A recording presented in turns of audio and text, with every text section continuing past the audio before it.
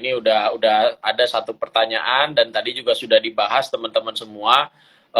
Kalau misalnya kita juga mungkin akan bahas banyak ya tentang ID Islamic Challenge, dan seperti yang teman-teman tahu, kita hanya melakukan challenge-nya apa sih sebenarnya 12 kali transaksi seperti biasa di perusahaan sekuritas yang bekerja sama dalam program ini. Salah satunya adalah Kisi Sekuritas, dan Kisi Sekuritas ini ya kalau boleh dibilang secara total trading value dari Januari sampai Juni itu menempati posisi ke-15, jadi sebenarnya masuk 20 besar juga. Jadi silakan teman-teman sekalian gitu ya, kalau misalnya yang buka rekening ini akan mendapatkan 100.000 rupiah dari Kisi Sekuritas gitu ya. Nanti juga tinggal DM saja Kisi Sekuritasnya setelah kegiatan ini gitu ya, kalau misalnya tertarik untuk buka rekening, karena bisa langsung ikutan kok gitu ya, karena ini juga transaksinya transaksi seperti biasa. Nah Mas, langsung ke pertanyaan selanjutnya nih, isu yang selalu dibahas dan nggak pernah gitu ya, nggak sampai dibahas gitu ya. Kalau misalnya kita lihat di sektor retail gitu ya, karena memang orang sangat peduli gitu ya dengan sektor retail gitu ya, sebagai salah satu sebagai salah satu ujung tombak gitu ya di industri pasar modal.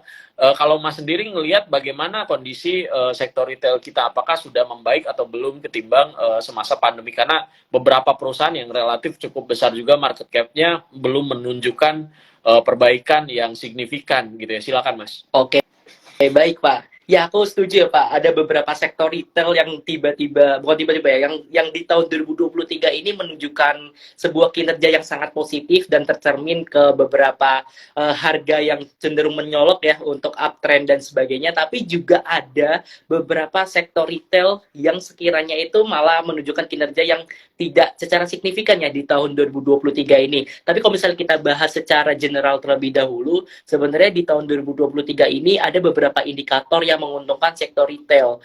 Yang pertama tentang tadi ya, tentang inflasi yang harga produk dan jasa itu agak cenderung lebih murah, yang mengakibatkan bahwa ada kemungkinan bahwa daya konsumsi masyarakat itu akan cenderung lebih naik. Nah, yang pertama akan terimbas adalah sektor retail.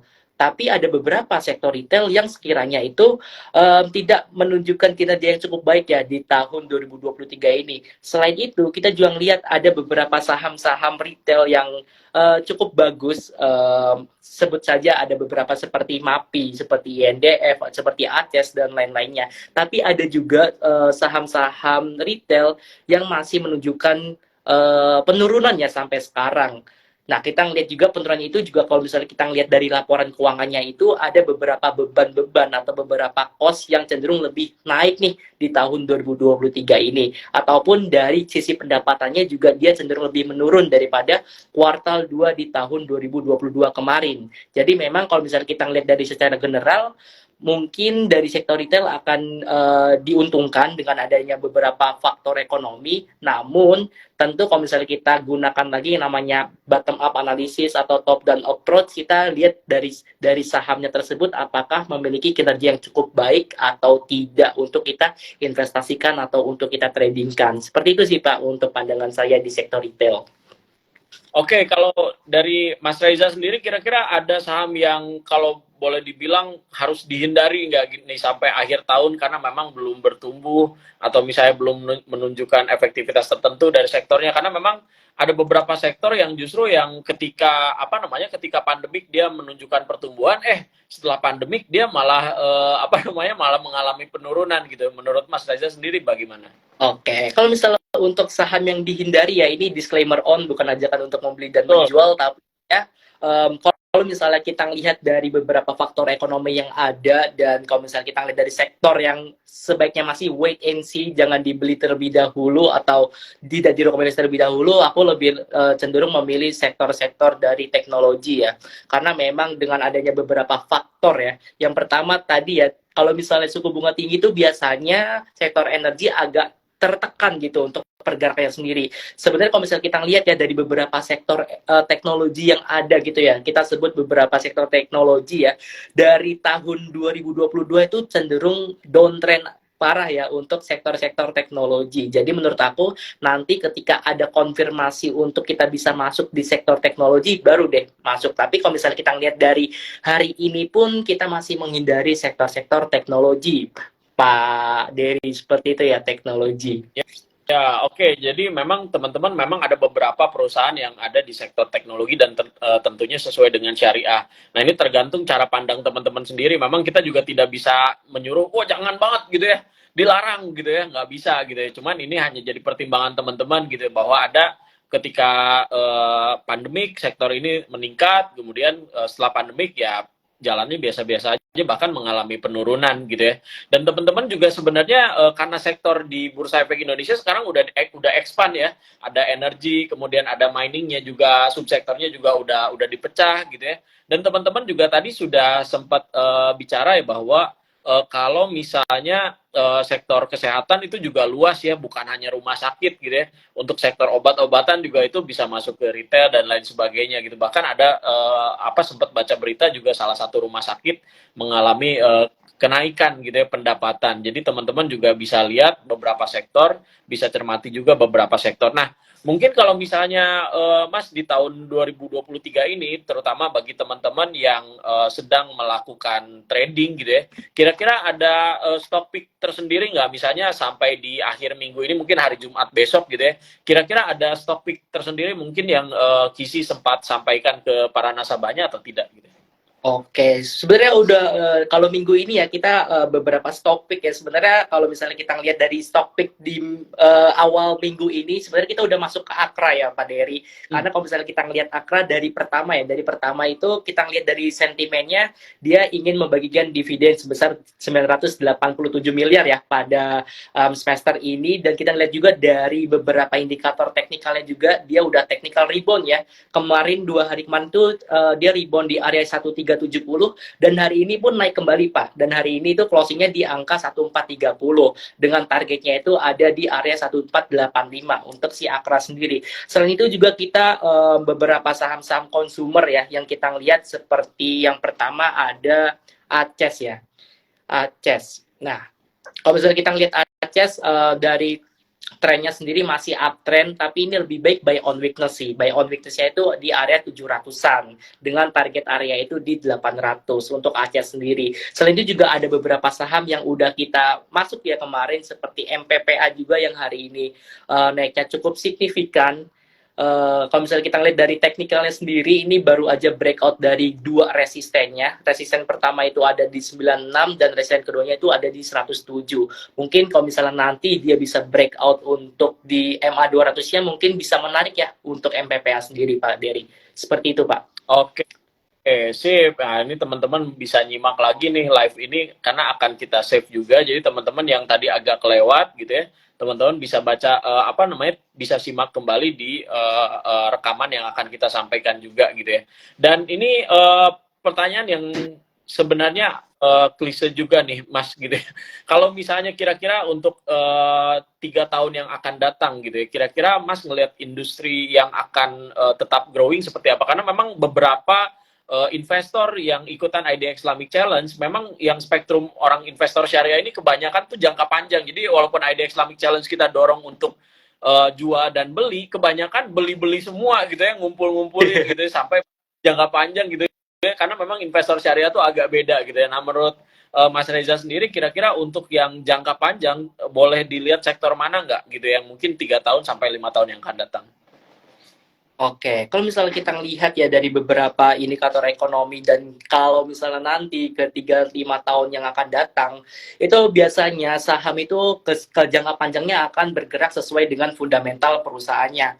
Jadi kita melihat bahwa sektornya, kita lihat sektor-sektor yang sekiranya memiliki demand yang bagus di masyarakat, dan juga kita lihat dari perusahaannya juga memiliki kinerja yang cukup baik dalam menghasilkan laba, utangnya juga terkelola dengan baik, laporan keuangannya bagus, rasio keuangannya bagus, dan sebagainya. Mungkin yang pertama tentu kita lihat dari perbankan syariah itu memiliki sesuatu yang cukup bagus ya menurut aku sendiri. Kita sebut kayak beberapa bank syariah seperti BRIS dan lain-lainnya. Karena memang yang pertama kita lihat dari masyarakat Indonesia pun itu mayoritas adalah Muslim dan sebagainya. Dan itu adalah salah satu opportunity juga buat bank-bank syariah untuk menggait nasabah dan menghasilkan profit di dalamnya. Dan kita lihat juga bahwa sekarang juga mungkin ada beberapa indikator ekonomi ya, kalau misalnya kita lihat dari pergerakan sektor-sektor properti mungkin agak cenderung downtrend ya semenjak COVID pandemi 2020 kemarin. Namun dengan adanya pemulihan ekonomi, dengan adanya suku bunga yang relatif lebih rendah nantinya, mungkin sektor properti juga bisa nih untuk kita masukkan ke depannya. Namun satu lagi juga, kalau misalnya nanti ekonomi Indonesia juga tetap bertumbuh ke depannya, ekonomi Indonesia juga tetap stabil dan sebagainya, mungkin sektor konsumer juga bisa kita masukkan untuk dijadikan watchlist dalam 3-5 tahun ke depan, dengan catatan bahwa akan disesuaikan dengan kinerja perusahaannya masing-masing. Nah, itu kan dari sektornya ya. Mungkin dari sektornya itu udah ada sentimen positif, namun dibalikan kembali apakah perusahaan tersebut memiliki kinerja yang bagus atau tidak. Seperti itu Pak Dery mungkin. Oke, sip, mantap. Tadi juga sempat dikasih tahu ya beberapa sektor yang punya potensi, dan tadi juga sempat menyebutkan juga perbankan syariah yang mulai bertumbuh lagi, dan kita harapkan memang perbankan syariah ini memang kan boleh dibilang adalah lokomotif dari keuangan syariah gitu, dan mungkin akan membawa dampak yang bagus untuk sektor lainnya gitu ya. Selama perbankan syariahnya bagus, maka sektor lainnya juga akan mengikuti gitu. Nah, teman-teman semua, dan ini juga nggak kerasa kita ngobrol-ngobrolnya udah hampir 45 menit nih gitu ya. Dan, tapi memang masih ada beberapa hal yang pengen diobrolin nih sama Mas Reza nih, terutama kalau misalnya kita lihat dari sektor apa namanya, dari sektor yang terpengaruh sama tadi, kita balik lagi ketika apa namanya, suku bunga di The Fed itu dinaikkan, dan ketika itu masih ada potensi gitu ya, masih ada potensi dinaikkan kembali gitu ya. Kira-kira investor syariah itu harus waspada ketika terjadi kondisi apa gitu ya. Karena memang mau nggak mau ya, karena memang jumlah investor asing di kita memang tidak banyak, karena memang boleh dibilang kita domestik sudah menjadi dominan gitu ya. Akan tetapi kan dari segi dana yang masuk itu luar biasa sangat besar ya untuk ukuran kapasitas pasar modal Indonesia gitu. Dan ini jelas sangat sensitif untuk isu-isu di luar gitu ya. Kemudian juga selain masalah selain masalah tingkat suku bunga, ini masalah pertambangan nih gitu ya. Pertambangan ini soal jualan minyaknya nih, supply-nya agak tersendat nih, sehingga harga minyak itu cenderung untuk naik gitu ya. Nah, kira-kira kondisi ini apa mempengaruhi banyak emiten dari kita atau enggak gitu ya? Silakan Mas Reza. Baik, oke. Kalau kita bicara tentang pertambangan, energi, dan lain-lainnya, itu kita bicara tentang komoditas ya Pak Dery ya. Mungkin kalau misalnya komoditas di Indonesia itu emang surga banget ya Pak Dery. Banyak banget perusahaan batu bara, perusahaan minyak bumi, perusahaan nikel, terus perusahaan emas, dan lain-lain yang ada di Bursa Efek Indonesia ini. Nah, biasanya teman-teman, kalau misalnya kita lihat dari harga komoditasnya itu akan sangat berpengaruh nih terhadap kinerja dari suatu emiten. Kita throwback lagi nih, di tahun 2022 ketika harga batu bara yang average-nya itu di angka 80-120 itu karena ada faktor geopolitik Rusia dan Ukraina naik sampai ke harga 400. Dan itu kita juga lihat bahwa ketika ada demand yang tinggi banget nih dari batu bara sendiri, perusahaan-perusahaan batu bara di Indonesia itu diuntungkan juga karena memang kecipratan gitu ya, dalam tanda kutip kecipratan kita, let's say bisa katakan seperti beberapa saham batu bara seperti Adaro, seperti PTBA, ITMG, dan lain-lainnya itu juga naiknya cukup signifikan di tahun 2022 ini.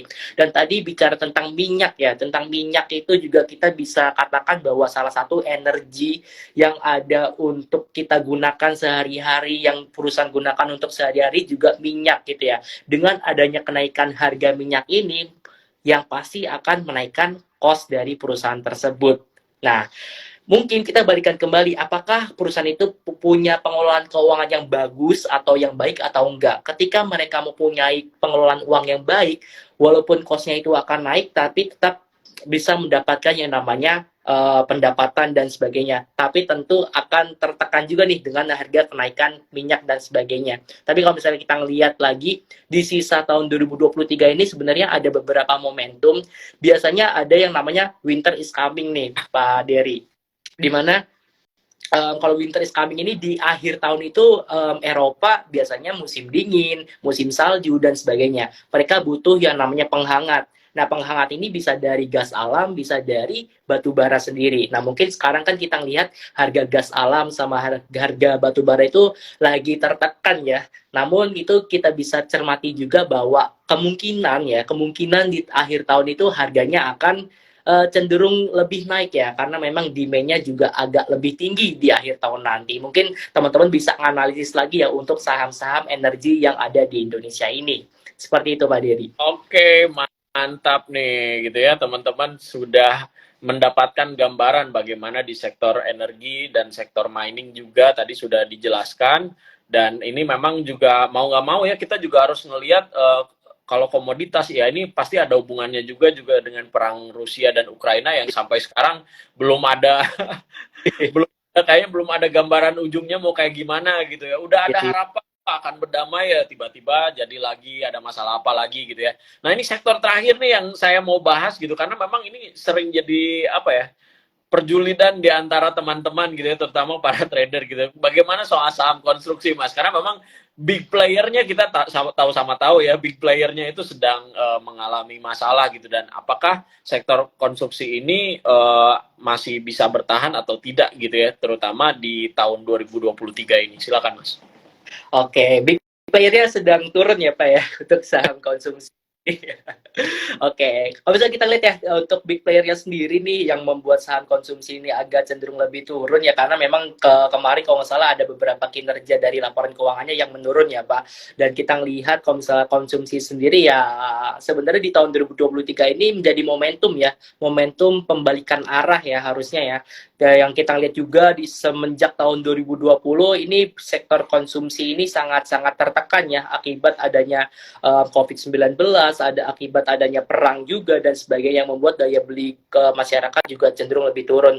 Ya seharusnya ya di tahun ini itu bisa menjadi pembalikan arah, namun memang big player-nya juga sedang turun-turun aja dan nggak ada tanda-tanda bahwa dia akan reversal ke harga wajarnya dan sebagainya. Mungkin tips dari aku sih nanti akan bisa masuk untuk investing atau average down atau sekiranya untuk trading ketika nanti ada tanda-tanda untuk reversalnya. Mungkin kalau misalnya di supportnya itu ada di angka 3370 ya untuk big player dari sektor konsumsi ini. Tapi kalau misalnya kita lihat dari saham-saham yang lainnya itu sebenarnya ada beberapa saham yang kinerjanya juga bagus dan harganya juga cenderung akan naik nih di tahun 2023 ini. Jadi menurut aku memang dari sektornya sebenarnya positif, namun dari sahamnya sendiri teman-teman bisa pilih dan cari dulu kinerja saham mana yang lebih baik di sektor konsumsi ini. Begitu Pak Dery mungkin.